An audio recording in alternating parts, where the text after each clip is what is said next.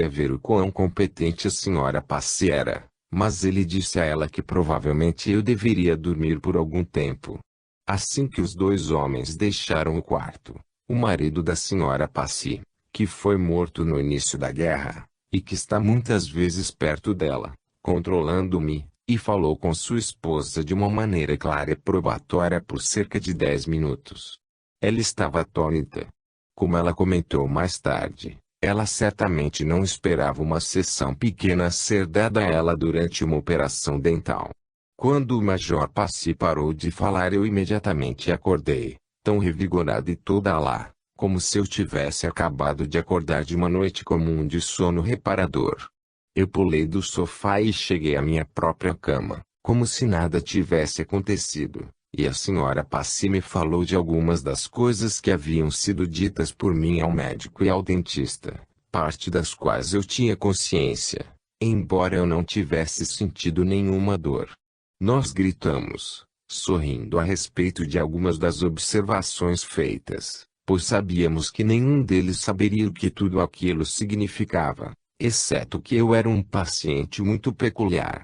A senhora Passy me disse que a operação em manuseio do dentista lhe pareceu surpreendente, porque embora a gengiva tivesse crescido sobre alguns dos pedaços de dentes, escondendo-os inteiramente, ele não tinha como vê-los, mas parecia encontrar os dentes por instinto, suaves silenciosamente retirando cada um, aparentemente, sem esforço. Sua opinião era de que ele estava sendo guiado por alguém que pudesse ver os tocos escondidos, mas meu amigo dentista, que se orgulha em ser um materialista forte, sustenta que ele estava simplesmente sendo um pouco mais brilhante do que o habitual. Eu não discuto com ele, tanto a senhora Passy e eu temos nossas próprias ideias sobre o assunto, e no fundo de sua mente eu acredito que ele pensa como nós, mas ele não vai admitir isso. Uma característica curiosa era que não havia o menor vestígio de clorofórmio ou éter no quarto imediatamente depois, embora o cheiro estivesse espalhado pelo resto da casa, e como o tempo estava frio, a janela do meu quarto teve que ser mantida bem fechada, mas em pouco tempo todo o vestígio do cheiro tinha desaparecido. A senhora Passy disse que nunca havia presenciado uma coisa dessas em toda a sua experiência hospitalar. À noite as pobres gengivas começaram a rebelar-se contra o corte que sofreram e a dor ficou cada vez pior. A senhora Passy me disse que teve que ser assim, e que se alguém tivesse apenas um par de tocos extraídos, poderia ser esperada a dor a seguir, mas depois da remoção de 19, certamente tem que passar por isso. Eu passei por isso, e de tal forma que eu quase desejei que nunca tivesse tido os dentes extraídos, porque era tão ruim quanto a dor de dente mais violenta. A senhorita MacGregor tinha prometido vir por volta das 8 horas da noite, a fim de dar-me um tratamento de cura, como ela sabia o que era susceptível de estar sentindo. Ela veio, cuidou de mim, e em 15 minutos a dor tinha ido embora. E daquele momento em diante eu nunca tive o menor desconforto em qualquer parte da minha boca. Eu acho que foi realmente extraordinário, porque o dentista mostrou à senhora Passy como os dentes estavam, e havia abscesso em quase todos. Pelo que sei, a senhorita MacGregor é certamente um canal maravilhoso para o poder de cura. Pode guiar-se do outro lado, e os meus estão em contato próximo. E tal equipe de trabalho em coisas espirituais é sempre muito satisfatória e bem-sucedida. Penso realmente que esta é a explicação do efeito de cura notável de Miss MacGregor sobre mim. Capítulo 18. Eu ouço uma palavra estranha. Aqui está outro exemplo do que poderia ser chamada de uma ajuda premeditada e um trabalho em equipe por parte de vários amigos espirituais, combinados com uma tentativa, e muito bem-sucedida, também, de dar-me algumas evidências sobre as coisas que estavam bastante desconhecidas para mim na época. Apesar de, conscientemente, eu não sentir efeitos ruins que eu poderia definitivamente remontar à doença e à cirurgia odontológica que acabei de narrar, eu achei que algum tempo depois me tornei facilmente exaurida, E 2 anos mais tarde, eu fui acometida de influenza, da qual eu parecia me recuperar rapidamente, mas achei que um quadro séptico foi mostrando-se no polegar da minha mão direita. Ela inchou e ficou tão feia e desagradável que, por razões de higiene, eu tive que enfaixá-la. Depois de tentar tudo o que me recomendavam, tornou-se ainda pior, e eu liguei para um médico local, um cirurgião, que apontou que havia um inchaço debaixo do braço, o direito, e que era devido à infecção do polegar, que devia ser operado. Não gostei da ideia de uma operação, então ele disse que eu poderia esquecê-la por alguns dias, mas não mais, e tentar passar alguma pomada, etc., que ele tinha feito para mim, para o momento. Fiz o que ele falou, mas depois de 2 ou 3 dias, o estado era pior. Meu marido era impressionadíssimo e disse que ainda deveria tentar outros meios e não operar. Agora, encontrei, por várias vezes na casa de um amigo, um médico do Oeste, que é um especialista em raios ultravioleta. Eu sabia muito pouco sobre o seu tratamento, mas eu escrevi para ele, perguntando se ajudaria com o meu problema, que eu expliquei a ele em detalhes, e contei que o cirurgião havia indicado uma operação como a única cura. Este médico escreveu de volta, dizendo que ele tinha certeza de que ele poderia me ajudar, e me disse para ir a ele imediatamente. Logo eu mostrei-lhe a minha mão. Ele disse: alguns tratamentos com o raio ultravioleta vai tratar desse problema inteiramente. Francamente, eu não acreditei nele. Eu estava tão cansada de tentar primeiro uma coisa, depois outra, mas eu fiz o tratamento, que consistia em poucos minutos a exposição do meu polegar ao raio ultravioleta emitido por uma lâmpada de vapor de mercúrio. No meu caminho de volta, eu achei que a carne parecia estar com uma cor melhor do que estava desde quando o quadro séptico começou. Eu mal podia acreditar, parecia bom demais para ser verdade. Eu fiz um segundo tratamento 2 dias depois, e ninguém reconheceria o polegar. Fiz mais 2 aplicações que eliminaram totalmente o problema, e só desejei escrever para o médico quando os sintomas primeiros mostraram-se. Mas com a forma de vida muito ocupada que levo, estou inclinado a aceitar o que venha primeiro. Eu esqueci o meu polegar, muito feliz em poder, e continuei com muito mais saúde por mais 1 ano ou 2. Uma tarde, eu tinha um compromisso para uma sessão e, como é meu costume em tais ocasiões, eu fui deitar no meu quarto, ajeitando as cortinas da janela. Assim que eu me deitei na cama e fechei os olhos, nem sempre durmo nesses momentos, mas simplesmente relaxo. Ouvi uma voz à minha esquerda, bem perto de mim, a voz de um homem, dizendo uma palavra que soou para mim como Titanic ou Titanic. A voz era tão natural que eu imediatamente disse em voz alta, sem me mover ou abrir os olhos: o que você disse? Titanic? Você é alguém que morreu afogado no Titanic? Não. Respondeu a voz, muito mais claramente e devagar. Eu disse Titanic. Estou soletrando como sou para mim naquele momento. Oh, eu disse, explique.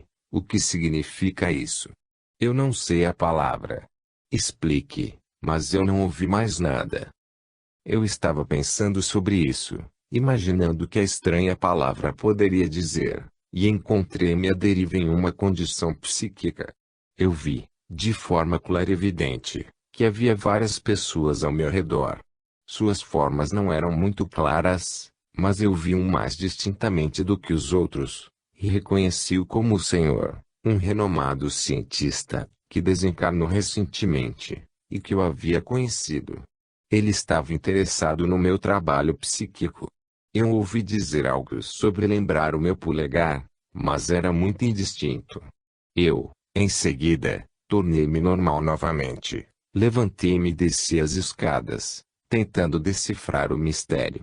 Em primeiro lugar, a nova palavra estranha, Titanic. Então as pessoas que pareciam estar olhando para mim de maneira bem solícita, e o grande cientista que apenas murmurou: lembre-se de seu polegar. Tudo parecia tão desconectado.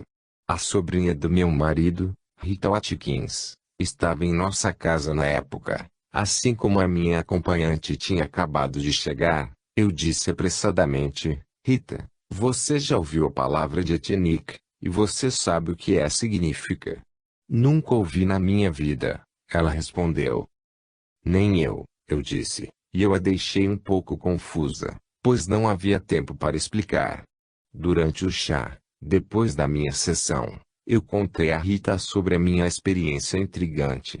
Ela pegou um dicionário, e passamos por todos os dias e dias até que encontramos a palavra de actínico, e o significado dado era actis, actinos, um raio, capaz de transmitir os raios actínicos ou químicos do Sol. É claro que eu imediatamente entendi que isso significava o tratamento de raio ultravioleta, e a referência sobre lembrar o meu polegar encaixava, mas eu estava mais confusa do que nunca, já que o meu polegar não estava ruim de novo, e eu me sentia muito bem, então eu tirei tudo de minha mente. 2 dias depois, eu peguei influenza, que eu tinha provavelmente pego de uma assistente que veio a mim cerca de 3 dias antes, e que estava sofrendo com a gripe, quando ela me visitou, embora ela não soubesse disso na época. Eu cuidei de mim mesma, mas na recuperação da própria gripe, eu descobri para meu espanto, que o dedo médio da mão direita estava começando a mostrar sintomas da mesma natureza que o meu polegar há 2 anos. Então eu compreendi imediatamente a mensagem sobre diactínico e o que se seguiu. Eu imediatamente combinei com o meu médico mais gentil e prestativo um pouco mais de tratamento com a radiação ultravioleta, sentindo-me bastante confiante quanto ao resultado, mas eu era incapaz de entender por que aquele cientista tão famoso estaria interessado no assunto, quando havia várias pessoas de lá que conhecia tanto o meu médico daqui e a mim mesmo mais intimamente, e que seriam mais prováveis para me dar essa mensagem do que este cavalheiro. Quando cheguei ao médico, eu contei a ele sobre a coisa toda, e quando eu cheguei à parte sobre o senhor, dizendo, lembre-se do polegar, disse ele, isso é o mais extraordinário. Eu tinha assumido o controle do antigo estudo do senhor, bem como a minha sala de consulta daquele mesmo dia. Isso foi tudo de mais probatório e interessante, como eu não tive ideia de que havia a menor relação entre o médico e o senhor, o cientista, e eu acho que isso foi um exemplo muito bom como uma tentativa de me avisar, e, portanto, me poupar tempo e problema, e também para me dar um bom teste ao mesmo tempo.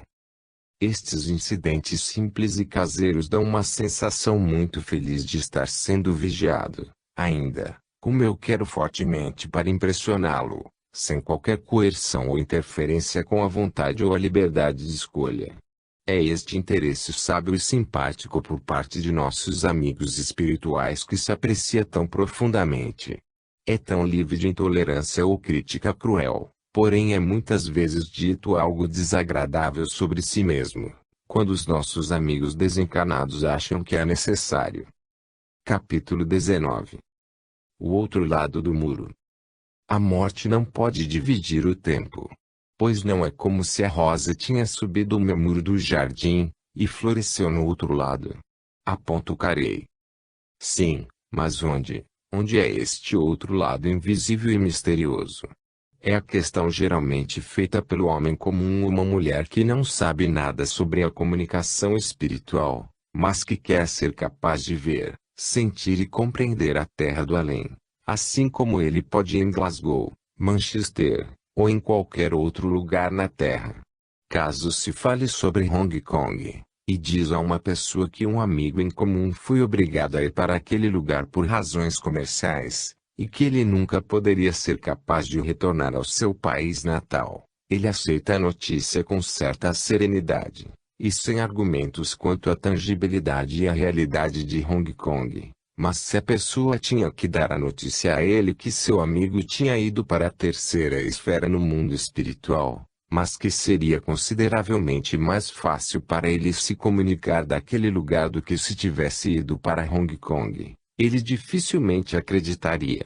Ele provavelmente nunca foi para Hong Kong, mas ele aceita a evidência de outras pessoas que estiveram lá, embora ele pudesse hesitar em aceitar a palavra de um estimado amigo e de confiança que lhe garante que ele ou ela visitou a terceira esfera, e conversou com as pessoas de lá.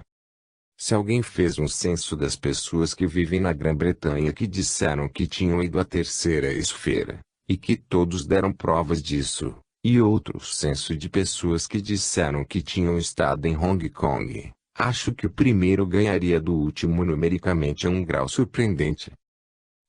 Ouço o cético dizer, mas quando as pessoas falam de experiências de natureza espiritual ou psíquica, elas estão propensas a imaginar, exagerar ou distorcer. Isto é um fato conhecido. É mesmo. Eu certamente estou bem ciente de que muitos se dão mais problemas para levantar dúvidas do que para dispersá-los, como eu li em algum lugar, recentemente. Mas quando se conhece o tipo e a mentalidade dos indivíduos que lhes jura que visitaram outro mundo, certamente podem falar sobre o fato, tanto como seria a palavra do viajante que foi a Hong Kong, ou diz que foi.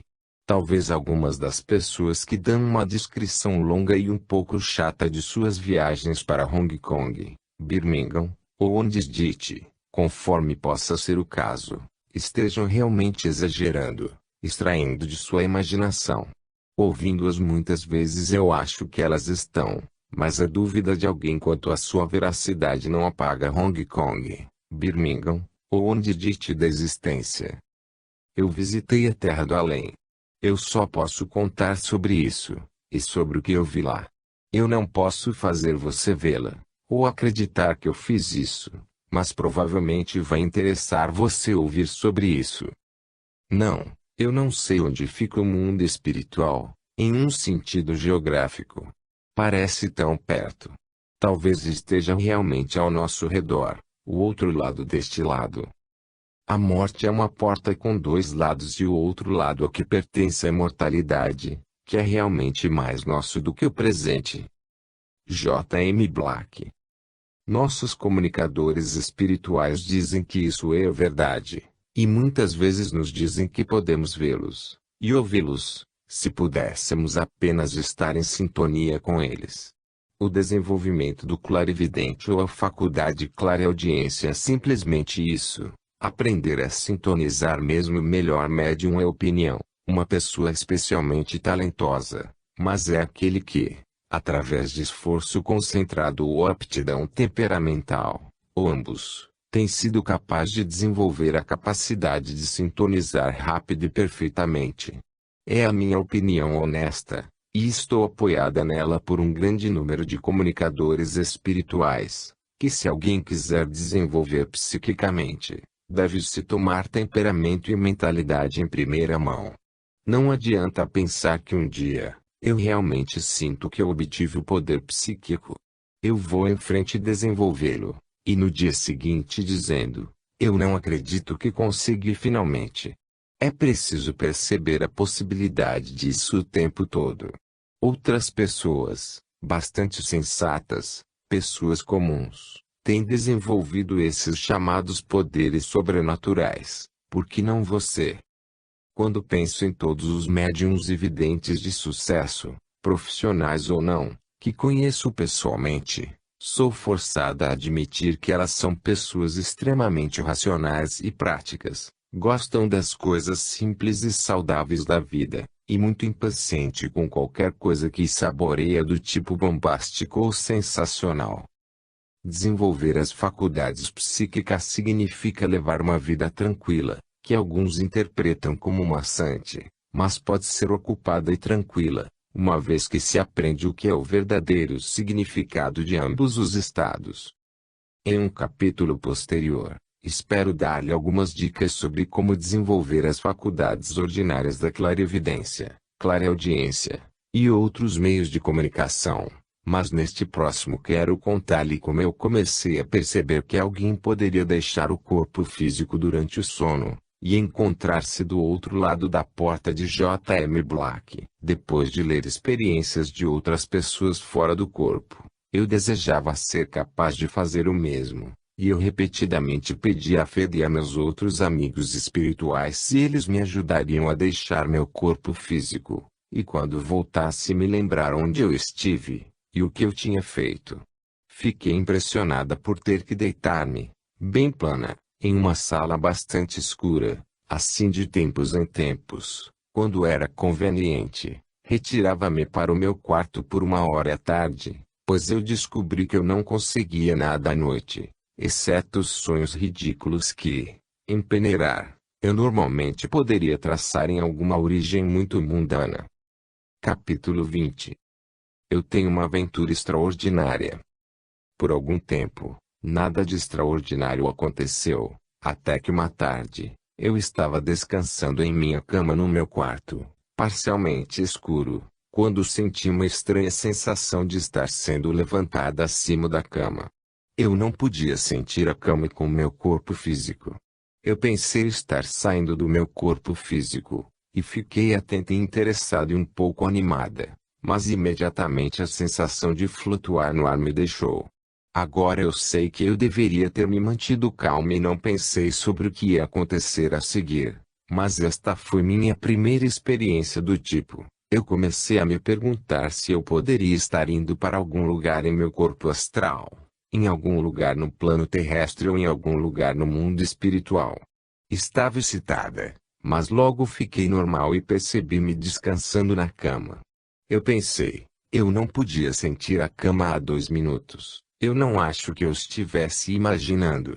Algumas semanas depois do ocorrido, eu sempre me deitava em um estado de expectativa e agilidade mental, esperando por uma repetição da experiência, mas fiquei desapontada, e finalmente desisti da esperança de ter qualquer manifestação similar. Uma tarde, depois que eu tinha parado de pensar nisso, eu estava esperando uma senhora e um cavalheiro. Eles estavam vindo regularmente 1 vez por semana, para se comunicar com o filho deles, que estava dando-lhes evidências maravilhosas quanto à sua identidade e sua contínua familiaridade com os assuntos terrenos de seu próprio povo. Eu não sabia praticamente nada a respeito do pai e da mãe, além do fato de que eles vinham para falar com seu filho. Eles moravam a muitos quilômetros de Londres, e eles sempre vinham sozinhos. Para me preparar para minha sessão, eu me deitava na cama do meu lado direito. Eu me sentia um pouco sonolenta, mas de repente a sonolência desaparecia e dava lugar a uma sensação muito calma, sem sonolência. Então eu senti um formigamento, um tipo de sensação como se uma leve corrente elétrica estivesse passando pelo meu corpo, e eu mais uma vez tive a sensação de não estar descansando na cama. Eu conseguia pensar claramente, mas tendo uma lição da minha decepção anterior, mantive minha mente sob controle sereno, dizendo a mim mesma que eu iria notar qualquer coisa que ocorresse, mas não iria antecipar ou imaginar nada. O que aconteceu eu nunca vou esquecer, foi maravilhoso. Eu não me movi conscientemente de forma alguma, seja um membro ou um músculo, e meus olhos estavam fechados. Gostaria de saber até que ponto o meu corpo poderia estar acima da cama, e com um pouco de esforço mental, eu abri meus olhos e olhei para baixo e vi meu corpo físico, descansando na cama, e eu, em meu corpo astral, parecia estar descansada em cima. Para mostrar-lhe como meus pensamentos estavam claros, notei que a cabeça do meu corpo físico estava deitada em um estojo particular de camisola com um canto bordado. Eu fiquei surpresa ao vê-lo ali, porque eu não me lembro de ter trocado naquela manhã por um que estava usando. Pensei, também, o quão engraçado estava a minha cabeça descansando sobre ele, porque eu não costumo fazer isso. Eu estava satisfeita comigo mesma por ter percebido esses detalhes. A próxima coisa que eu senti foi que meu corpo astral estava ficando mais longe do meu corpo físico, e parecia estar pairando sobre a beira da cama durante alguns segundos. Então eu comecei a me sentir um pouco nervosa, e o pensamento passou pela minha mente: serei capaz de voltar facilmente?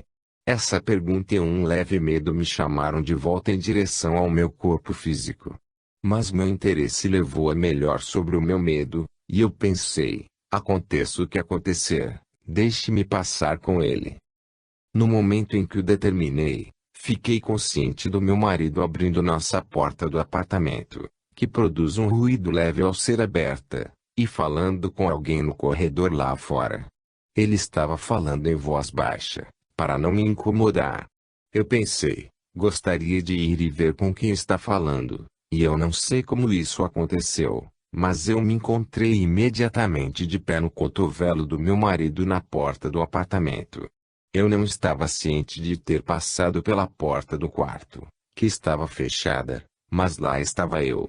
Olhei através da porta aberta, e vi que o homem que estava falando com ele era o da companhia de gás. O que eles estavam falando, eu não percebi, porque logo depois que me juntei a eles, em meu corpo astral, uma empregada de um dos apartamentos do andar superior passou por eles, e eu vi o meu marido, sem falar com ela, tirar uma moeda do bolso e entregá-la a ela. Eu pensei isso é engraçado. Porque ele deu àquela empregada uma moeda. Eu pensei também, eu vou me lembrar e perguntar a ele. Eu organizei tudo isso metodicamente assim, duas coisas a lembrar-se. O homem do gás, e, 2, a empregada do andar de cima. Então eu me encontrei novamente de volta ao quarto, sem saber como. Notei que a minha clareza de pensamento foi me deixando, tornando-me menos consciente, e eu pensei que era possivelmente porque eu estava prestes a voltar para o meu corpo físico. Então, eu me entreguei a ele, e parei de pensar, de modo a retornar mais fácil. Em um momento, eu estava surpresa ao descobrir minha mente começando a trabalhar de novo, mas ao olhar em volta, vi logo que eu não estava na minha cama, nem mesmo no meu quarto, mas em algum outro quarto, que eu nunca tinha visto antes. O que mais me interessava era que eu vi que a senhora e o cavalheiro, que eu estava esperando aquela tarde, estavam na sala, conversando com um cavalheiro que eu nunca tinha visto antes. Eu ouvi o meu nome mencionado pela senhora. Houve uma conversa que eu não pude detectar totalmente, mas eu deduzi que meus assistentes foram convidar o estranho para partilhar a sessão da tarde. Eu me levantei com isso e pensei, devo estar sonhando, porque essas duas pessoas nunca permitiriam que alguém se juntasse a eles no que eles consideram como uma questão muito particular e sagrada. Eu olhei para o estranho e vi que ele era um homem de personalidade marcante, não era de um tipo comum a todos. Eu tenho a impressão de sua aparência bem na minha mente, para levá-lo de volta comigo no meu corpo físico. Eu pensei, eu voltarei correndo e direi ao meu marido imediatamente, pois será um bom teste se este cavaleiro vier afinal com eles. Eu esperava então que estaria logo de volta no meu corpo, mas ao invés disso eu me encontrei a meio caminho de descida de uma escada, que no começo eu pensei que era a escadaria que leva até o piso inferior do nosso apartamento. Antes que eu pudesse ter tempo para colocar meus pensamentos em ordem, eu me conscientizei do canto e a música que parecia vir do meu quarto. Eu estava naturalmente muito surpresa, pois, é claro, não há piano naquele quarto. Isso me deu a primeira indicação de que este não poderia ser o meu quarto, nem poderia ser de nossas escadas. Eu olhei para cima e vi o filho dos visitantes que eu estava esperando naquela tarde, de pé no topo da escada. Eu sabia que era o filho deles, porque em uma de nossas sessões eu o tinha visto por meio da clarividência e descrevi-o a eles. Quando eu olhei para ele, ele parecia me conhecer também, e sorriu. Eu disse, olá, Felipe, quem é que tocava e cantava no meu quarto? Eu não estava absolutamente certa, mesmo assim, de que era o meu quarto. Ele disse, não é o seu quarto, a senhora Leonardi. Eu disse, bem, quem é que tocava e cantava? Ele respondeu, é Gertrude. Gertrude, eu disse, quem é Gertrude? Porque eu sabia que ele não tinha irmãs. Ele respondeu, quando ela estava no plano terreno, ela costumava vir toda semana para tocar e cantar para nós, mas agora ela vem e faz isso por mim. Eu, então, subi as escadas, depois de Felipe, no quarto, e eu vi logo que não era o meu quarto. Havia um piano de cauda em um quadro muito escuro, e sentada estava uma jovem. Observei a sua aparência, exatamente como eu havia feito no caso do estranho cavalheiro alguns momentos antes. Mas eu podia sentir, ao invés de ver, que tanto ela quanto Felipe estavam de alguma forma diferentes das pessoas que eu tinha visto antes, que, eu sabia, estavam no plano terrestre. Eles não eram menos tangíveis, pois eles eram tão reais na aparência em todos os sentidos, mas eu sentia instintivamente que eram pessoas do mundo espiritual. A jovem não tomou conhecimento de mim. Eu disse a Felipe, esta é Gertrude. Ele disse, sim. Entrei mais no quarto, que foi decorado como uma sala de estar, e olhei para fora da ampla janela para um grande jardim. No gramado estavam um bom número de cadeiras e uma mesa. Eu levemente imaginei por que eu estava lá, e por que eu tinha pensado que era meu quarto. Então eu parecia mais uma vez perder o meu poder de pensar conectada e conscientemente. Eu não posso dizer quanto tempo eu perdi, mas provavelmente, a partir da vigência de toda a experiência, gastou apenas alguns minutos. Quando retomei a consciência, eu descobri que eu estava de volta no meu quarto, deitado em meu corpo astral apenas sobre o corpo físico. Eu não sei como cheguei lá. Comecei a ter medo de não poder voltar ao meu corpo físico. Meu corpo astral sentiu uma vibração, e veio um sentimento de haver dificuldade com isso. Então eu disse a mim mesma, não haverá qualquer dificuldade, se você manter a calma em relação a isso, você vai escorregar de volta. Eu pensei assim, ou me fiz pensar nisso. Eu parecia então escorregar mais e mais, ainda sem pensar novamente tão conectada como antes, quando de repente eu descobri que eu estava descansando na cama novamente. Eu enfiei meu cotovelo na cama e senti sólido, o que me fez perceber que eu estava de volta ao corpo físico. Eu estava imediatamente bastante atenta e interessada tanto na mente quanto no corpo. Lembrei-me de tudo o que aconteceu em detalhes. Pulei da cama e desci as escadas. Meu marido havia acabado de preparar o chá, e eu achei que era 3 horas, meu horário habitual de levantar-me. Eu comecei imediatamente a contar-lhe sobre as minhas experiências. Quando lhe contei que eu tinha ouvido falar com alguém na porta, ele disse, ah, sim, mas você poderia estar meio adormecida, e ouviu-me, embora eu tenha abaixado a minha voz. Meu marido e eu gostamos de ser muito precisos e exatos em considerar qualquer experiência, e cada um de nós tenta verificar o outro imaginando qualquer coisa que não seja verdadeira. Eu disse, sim, eu pensei nisso também na época, mas eu quero dizer-lhe que era o homem da companhia de gás que estava falando com você, pois vi seu uniforme. Em seguida, eu contei que vi a empregada do andar de cima e ele estava dando-lhe uma moeda. Então ele teve que ceder e admitir que eu devia tê-lo visto, embora ele certamente não tivesse me visto. Ele disse que era o homem do gás, e ao falar com ele, ele tinha dado à menina uma moeda por algum serviço insignificante que ela tinha feito 2 ou 3 dias antes, quando ocorreu a mudança. Ele não havia mencionado a questão para mim. Na verdade, ele tinha esquecido até que, de repente, lembrou-se ao vê-la passar. Então eu contei a ele do estranho cavalheiro que eu tinha visto com meus assistentes e disse que os ouvi, convidando-o para vir com eles naquela tarde. Meu marido disse, bem, suponho que esteja equivocada, porque você sabe que eles nunca deixariam ninguém vir à sua sessão, eles nunca fazem isso. Eu disse, sim, acho que esteja enganada, mas eu o vi tão claramente. Eu dei ao meu marido a descrição detalhada do homem, e contei-lhe tudo sobre a minha experiência com o Felipe e a desconhecida senhora chamada Gertrude. Já eram 13h30, e uma campainha da porta anunciava a chegada de meus assistentes.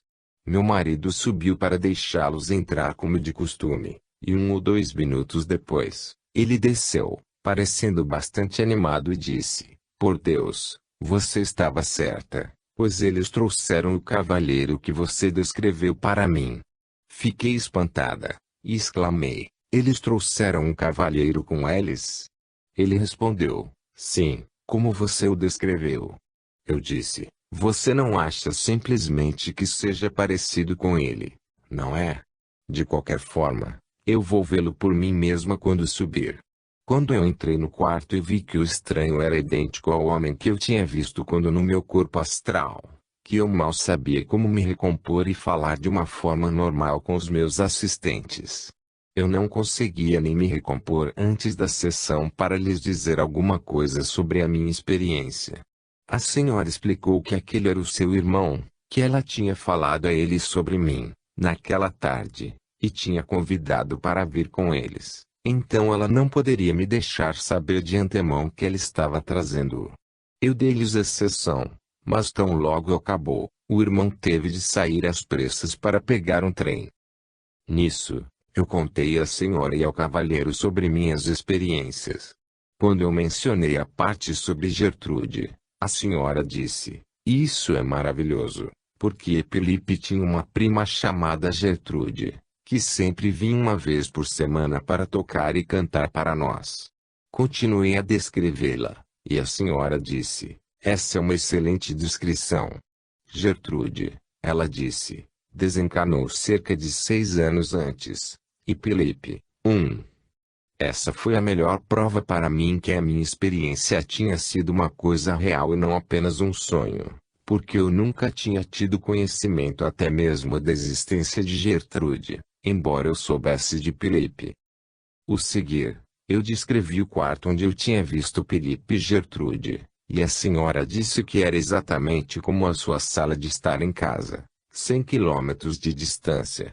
Tinha uma janela lateral que o dava diretamente para o gramado, onde eles usaram muitas vezes para tomar chá, com suas cadeiras e uma mesa, quando Gertrude os visitava. Eu fui uma vez à sua casa e descobri que o quarto e o jardim eram exatamente como eu os tinha visto. Isso não me intrigou muito na época, pois eu pensei, sem dúvida, vi Felipe e Gertrude em espírito, e como foi que eu os tinha visto nesta sala, que estava aparentemente no plano da Terra? Esta dúvida foi esclarecida para mim por Felipe numa sessão mais tarde, quando ele me informou que sua casa, no mundo espiritual, era simplesmente uma cópia do que ele tinha deixado para trás no plano terrestre da qual ele esteve tão apaixonado, mas ela, é claro, era composta de material astral. Ele me contou que Gertrude ainda veio e brincou e cantou para ele, assim como ela costumava fazer, não só as músicas antigas, mas as novas também.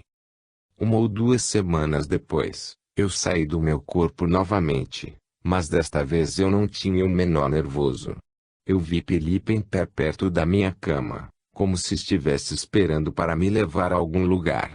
Perdi novamente por alguns momentos o poder do pensamento consciente, até que eu, de repente, me vi de pé em um jardim mais bonito à beira de um pequeno bosque. Felipe e eu caminhávamos juntos, e ele apontava vários lugares bonitos para mim, em particular, um amplo riacho debaixo de uma ponte rústica e encantadora. Ele me disse, esta é como a minha casa no plano terrestre. Isso foi antes de vê-la. Isto que você vê é o meu lar espiritual, onde eu estou esperando meu pai e minha mãe. Somente esses terrenos estão em uma escala maior e mais bonitos. Isso foi tudo o que eu vi naquele dia. 1 ou 2 dias depois, eu perguntei ao pai e à mãe de Felipe se o que eu tinha visto era uma descrição correta de sua casa, só que maior, e eles disseram que foi mais decididamente então, uma imagem perfeitamente exata. Desde então, tenho ido até sua casa de estado na ponte rústica, e achei que era exatamente como eu tinha visto, ou sim a sua duplicata, no mundo astral, com exceção de que o riacho não parecia tão grande. Capítulo 21. Eu deixo meu corpo físico novamente. Em outra ocasião, eu realmente não tinha adormecido, mas estava começando a sentir-me sonolenta quando eu percebi aquela leve retirada ou fugida do meu corpo físico, que geralmente precede uma experiência deste tipo. Eu parecia estar flutuando ou voando para um lugar muito brilhante. Ao me aproximar, vi um casarão de pedra, com uma varanda e terraços em frente, ladeados por rosas. Vários passos largos levavam até uma grande porta de entrada, e em pé no topo estava uma senhora que tinha desencarnado recentemente, e que costumava me visitar para se comunicar com seu marido, que havia morrido há 4 ou 5 anos, e a quem adorava. Ela sempre quis se juntar a ele e dizia-me, como será o lado de lá?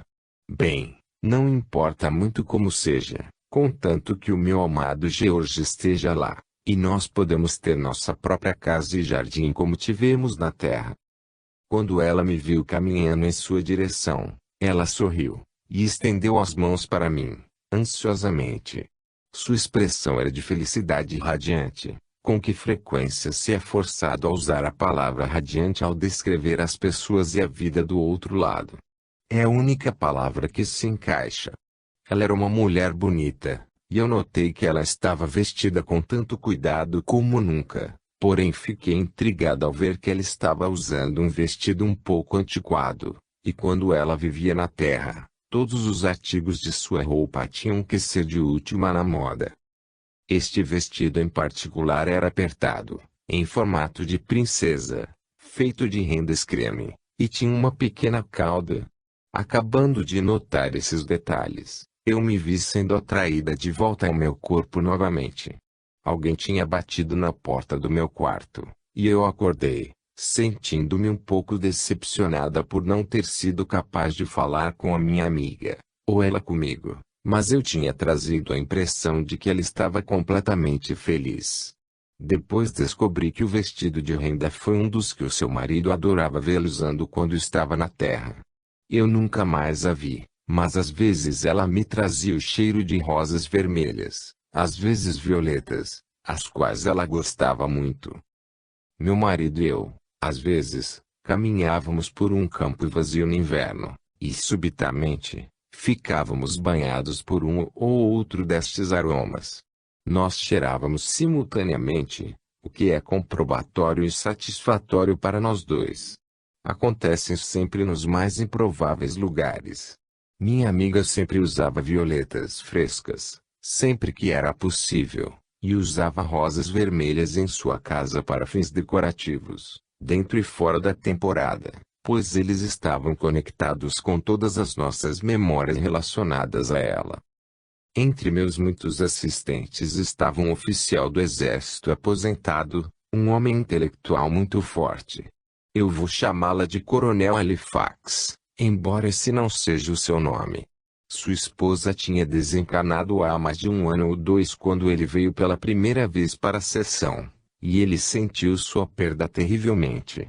Eu acho que ele tinha ido a um grande número de sessões com outros médiuns, assim como comigo, e ele sempre aparentava ter um grande conforto nas sessões em que sua amada esposa sempre se comunicava com ele. Na época, eu deveria tê-lo chamado de crente absoluto de sobrevivência e de comunicação, mas muito tempo depois eu aprendi, através de seus amigos, que ele estava incerto sobre o outro lado. Ele aparentemente acreditava que sua esposa existia em algum lugar, de alguma forma, e que ela podia, e fez, às vezes, a comunicação com ele com relativo sucesso. A prova que ela havia dado obrigou à conclusão de que a entidade que se apresentava devia ser ela.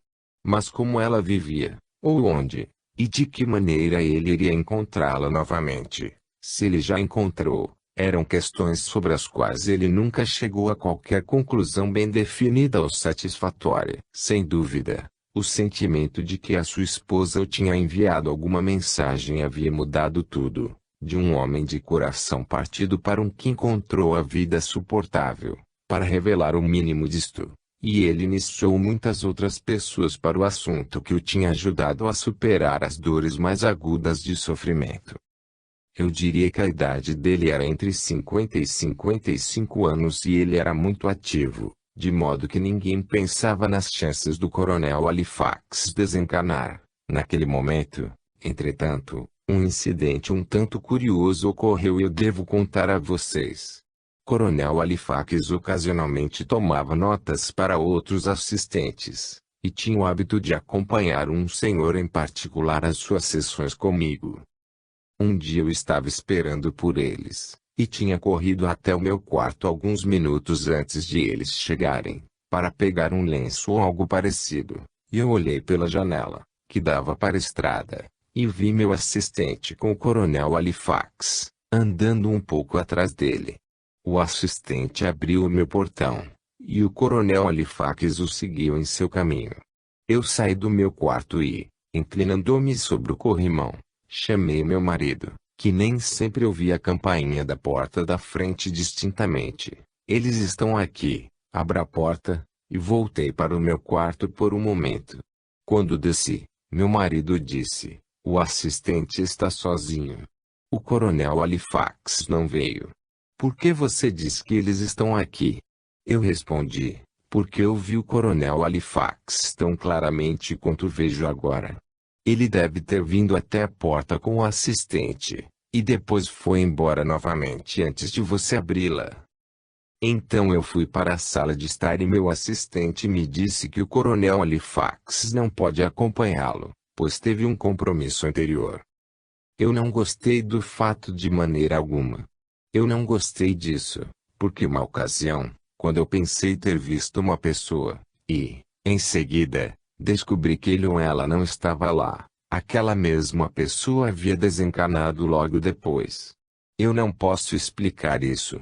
Eu só sei que isso já aconteceu várias vezes, e não apenas com pessoas idosas, mas com jovens ou meia-idade, e com aqueles que estavam aparentemente desfrutando de boa saúde tanto quanto eu sabia na época. Normalmente, a pessoa havia desencarnado depois de alguns dias, a maioria, de algumas semanas, mas, em um caso, foi quase um ano. Embora a doença inesperada tenha resultado na morte prematura dessa pessoa, fez-se manifestar em um curto período de tempo depois que eu já tinha visto a duplicata, ou seja, o que for. A doença fatal devia ter estado lá no momento em que eu vi a duplicata, embora insuspeita por qualquer um dos seus amigos. Como eu disse, eu não posso explicar isso, mas eu tenho uma teoria, que é apoiada por muitas coisas que foram ditas por comunicadores espirituais experientes, e é, que quando alguém é acometido por uma doença maligna, ou entra em condições de tal perigo de que a morte é inevitável, a alma sabe, embora a mente comum ou o cérebro, não. A alma sente a sua rápida libertação do corpo físico. O que não acontece em todos os casos, mas pela minha experiência, é deste modo em grande número.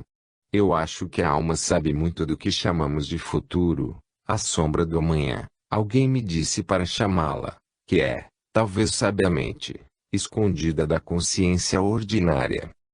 Mas eu tenho que parar, porque eu estou tocando em assuntos de que eu quero falar com você mais adiante.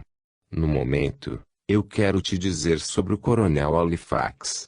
Pouco tempo depois de eu ter visto a sua duplicata, ele ficou doente.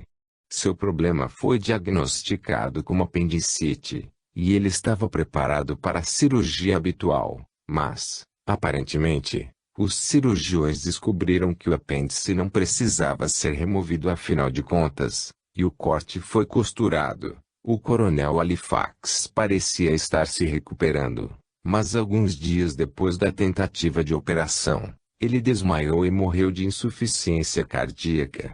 Ele estava sentado na cama, conversando alegremente com os amigos quando isso aconteceu. Poucas semanas depois de sua morte, eu estava passando o fim de semana com os amigos perto de Errol. Na tarde de domingo, minha anfitriã insistiu para que eu fosse para o meu quarto e me deitasse para descansar.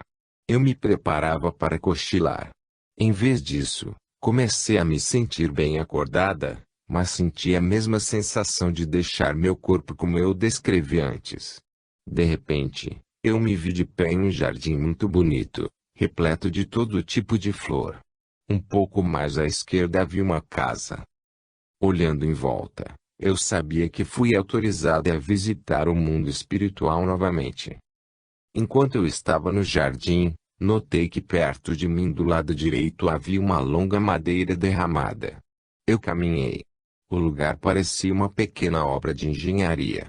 De repente, um homem saiu rapidamente da sala ao lado, e para minha alegria, reconheci o Coronel Halifax. Senhora Leonard, eu estou tão feliz que você veio me ver, disse ele. Agora, deixe-me dizer-lhe algo rapidamente, enquanto ainda há tempo. É tudo verdade. Tudo o que foi dito sobre a vida aqui foi verdade. Só que é muito melhor do que me foi dito que seria.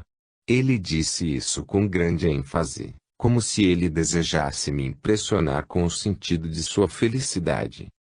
Ele me disse que sua esposa o havia encontrado imediatamente após a sua morte, e que sua alegria com o encontro foi enorme e profunda. Então ele disse: há alguém aqui que eu desejo que você conheça, a senhora Leonard, e, por favor, olhe bem para ela, de modo que você vai se lembrar dela quando você retornar ao seu corpo físico. Ele, evidentemente, estava bem ciente de que eu estava apenas em uma visita temporária no mundo espiritual, e que eu deveria estar saindo novamente, quase imediatamente. Eu me virei, esperando ver sua mulher, mas vi logo que não podia ser ela, como durante a sua vida na Terra. O Coronel Halifax tinha me dado uma descrição dela, e a mulher que ele agora acenou, tinha uma personalidade muito diferente. Na verdade, ela era tão marcante na coloração e na aparência que uma descrição dela não teria montado uma mulher em 1.000. Um momento depois, me senti sendo puxada para longe do lugar onde estava e encontrei-me em meu corpo físico, deitada na cama na casa da minha amiga. Cerca de 2 semanas depois, uma irmã do Coronel Halifax chegou a ter uma sessão comigo. Eu nunca a tinha visto antes, mas seu irmão lhe contou, durante a sua vida aqui, sobre mim. Depois da sessão, contei a ela sobre a minha visita à casa espiritual de seu irmão. Omiti a descrição do galpão, uma vez que me intrigou, e parecia tão diferente de qualquer coisa que o coronel estivesse interessado. Mas quando eu descrevi, para mim, a desconhecida senhora, ela disse: aquela foi uma das pessoas que ele mais amou no mundo.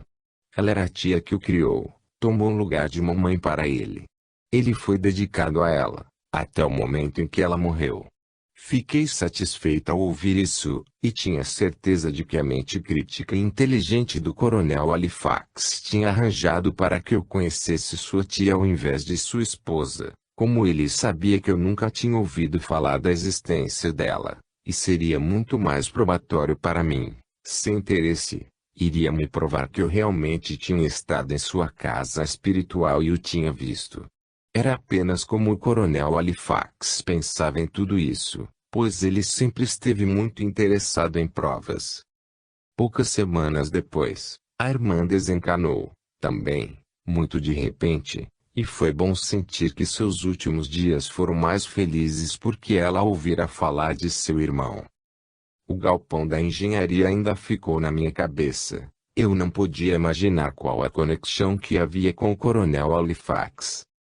Alguns meses depois, eu encontrei um amigo do coronel, e enquanto falava sobre ele eu me senti impelido a perguntar se o coronel já tinha se interessado por engenharia. O amigo respondeu: é claro que ele tinha. Ele foi um engenheiro muito inteligente, e era muito apaixonado por ela, também. Fiquei satisfeita com esta informação, pois era algo totalmente fora do meu conhecimento sobre ele. Capítulo 22. Sobre a parede o que parece. Como a Terra é parecida com esse outro mundo.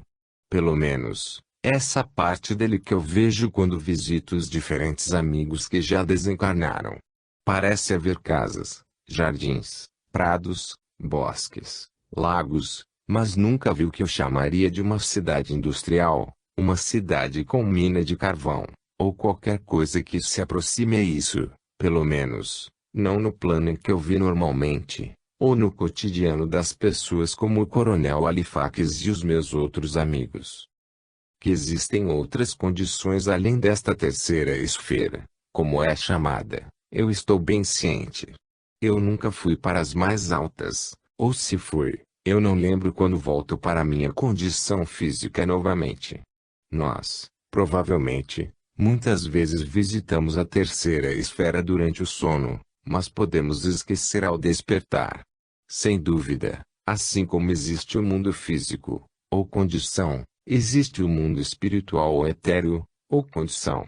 Temos o corpo físico, que é tangível e visível para a visão de outras pessoas. E também temos os nossos corpos espirituais ou etéreos que são invisíveis aos olhos físicos, mas são claramente visíveis para a visão de outros corpos etéreos, se esses corpos são ocupados por almas que deixaram temporariamente suas condições físicas, durante uma visita ao mundo espiritual, ou se eles desencarnaram e levaram até o que só podemos chamar de residência permanente por lá. Claro que, neste livro, estou lhe falando de pessoas, lugares e coisas que eu já vi, e lembrei-me. Outras pessoas podem ver de forma diferente, ou, talvez, é que nos lembramos de forma diferente ao acordar. Ao mesmo tempo, encontramos, na comparação de notas, que há surpreendentemente, grande número de pessoas que veem e lembram-se do mesmo tipo de coisa enquanto viajam no mundo etéreo. Tive uma comprovação muito grande de muitas das cenas que presenciei dessa forma. Até agora eu falei sobre os lugares felizes e as pessoas que eu já vi. Na verdade, impressiona-se com a felicidade que emana das pessoas que reencontram aqueles que amavam. Percebe-se, a partir de tudo que os nossos amigos desencarnados nos dizem, que há muito para eles fazerem por lá. Não é um lugar de ociosidade. Parece que todas as formas de beleza são reproduzidas lá. Os músicos ainda criam belos sons, a cantora canta, o artista pinta, e, sem dúvida, o jardineiro entusiasmado recebe uma boa oportunidade lá. E nós fomos informados de que aqueles que têm um dom para o desenho e construção de casas agradáveis realizam lá, para o benefício de quem desencarna e não desenvolveu a capacidade, ou o gosto, para fazer o seu próprio. Não há pinos quadrados em buracos redondos no plano. Se eles estão em uma situação em que não se enquadram, o homem ou a mulher que foi espremido, em um trabalho desagradável na terra, mas que estava consciente de sua capacidade de fazer outra coisa muito melhor, mas não conseguiu a chance, descobre que ele ou ela é fornecido, com o trabalho que lhes convier quando desencarnam, isto é, se eles estão prontos para isso. Pessoas que não conhecem nada sobre a condição futura, e não quis ou tentou saber, muitas vezes se encontram em desvantagem em atingir o novo mundo, e são ajudadas pelos parentes ou amigos que já estão lá, para executar algumas tarefas muito simples, para as quais foram acostumados, mesmo se eles não sentiram previamente que tal trabalho possa ter sido seu ofício, até o momento em que eles são aclimatados, como muitos de nossos comunicadores o chamam. A palavra de ordem é serviço, e sua única ambição não é somente para o seu próprio progresso, mas também para ajudar aqueles que ainda estão na Terra para evoluir, também, e acima de tudo, esforçar-se para ensinar-lhes algo sobre a vida como um todo, não apenas a parte física dele com que muitos de nós ficamos contentes, mas todos os lados, especialmente os poderes e as possibilidades espirituais e mentais no homem, para que ele possa estar melhor equipado para a vida superior quando estiver pronto para tal. Na verdade, se pudéssemos obter o ensinamento literalmente deles, e aplicá-lo em nossas vidas diárias na Terra, tanto quanto é humanamente possível, devemos não ser capazes de viver essa vida superior antes de sair de nossos corpos terrestres. Não está previsto que devemos fazê-lo em vez de esperar na ignorância e apatia, como muitos fazem. Quais são os seus ensinamentos? Bem, existem muitos livros, volumes deles, os quais não é preciso dar-lhe uma lista. Dois dos mais recentes que vêm à minha mente são Suas Infinitas Possibilidades e Seus Poderes Latentes, por Margaret Venderill. Capítulo 23. Uma pergunta estranha é feita, e respondida. Uma vez, Fui a uma sessão de comunicação direta na casa de um amigo. Durante a sessão muitos espíritos comunicadores falaram para os seus amigos deste lado, e em resposta à habitual pergunta, "Você é feliz?" Eles responderam que eram. De fato, vários não esperavam